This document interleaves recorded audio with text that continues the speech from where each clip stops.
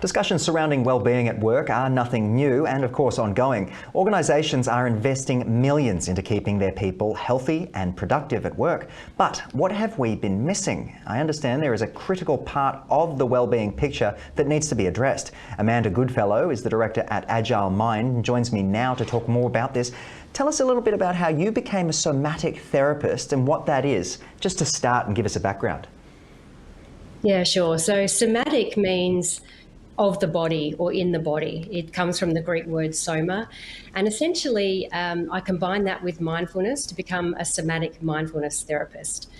And what that really means is that I'm helping people to understand how they feel, how to feel their feelings, how to understand them, how to articulate them, and how to navigate our emotional patterns more skillfully.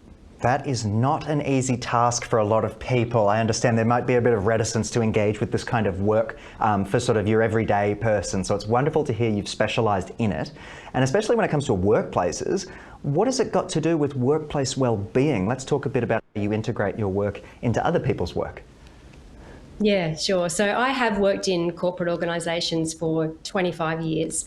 And what I'm seeing now as I'm going back into those workplaces as a somatic therapist is a massive piece of the puzzle missing. So leaders and organisations are investing a lot of money in people's physical well-being, and that might look like, fresh fruit, healthy lunches, maybe subsidised gym memberships and so on. Also investing a lot of money into training, so upskilling people's knowledge, maybe how we're working better with AI, how we navigate hybrid workplace and so on. What's missing is our emotional well-being. How do we navigate how we feel? And of course, that affects everything. It affects how we engage in change, how we navigate complexity, discomfort.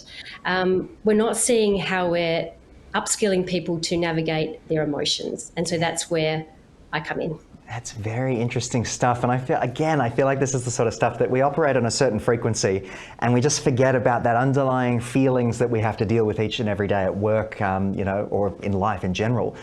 But what do you see organisations doing wrong when it comes to well-being at work? You did highlight some of the sort of positive things when it comes to physical health and whatnot. What are they doing wrong?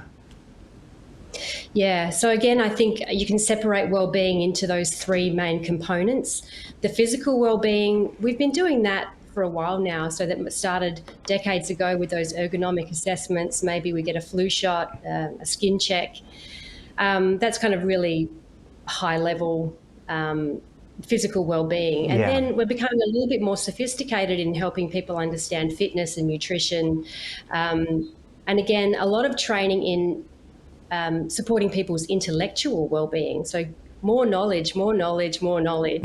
Yes. But how do people feel? How do we navigate our emotional well-being? And if we're not really in touch with that, we're bringing that into a workplace and becoming part of teams where we're really impacting the vibe of the team and how we're interacting and engaging and collaborating together.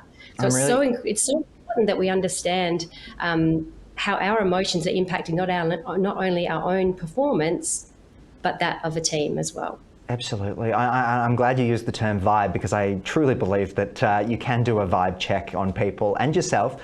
But I'm wondering, the cynicism of a lot of people out there who look at this and go, oh, it's extra work, it's extra money to engage with this thing that's sort of intangible, or at least I believe is intangible. What would you say to those CEOs and leaders, I suppose, who are neglecting this aspect? Yeah, 100%. So people normally come to this kind of work when there's a problem. So when people are disengaged, when people are resigning, when there's a whole lot of sick leave, there's clearly some disengagement or some dysfunction in the organisation. And perhaps they've tried some of these other strategies. They might have had a leadership expert in, or they've trained in a whole lot of other modalities, until they realise that we're dealing with human beings with complex emotions, complex family systems that we're bringing to work every day. So this is a critical piece of the puzzle that we need to skill people. It's not part of our schooling education. It's not part of our university degrees. And so I think this is going to be the new frontier for wellbeing at work. Well, just to finish on that, what big changes are you seeing ahead of workplace wellbeing moving forward, Amanda? And again, just to finish for me. Yeah. So again, this is the new frontier. So I see organisations and leaders that are investing in emotional agility of their people are going to have the competitive advantage moving forward. It's Very going to well help them said. be more sustainable and more profitable in the future. Amanda Goodfellow, thank you for joining us on the program, bringing this to our attention and, of course, the attention of our audiences. Emotional EQ. It's going to be big as AI continues to be integrated as well. So hopefully we speak again down the line. Cheers. Thank you. And of course, thank you to all of you for tuning in. I hope you've learned something from my discussion there with Amanda, and I look forward to seeing you all again very soon. Head to tickernews.co for more. Be well. You're watching Ticker. We'll have more in just a few minutes.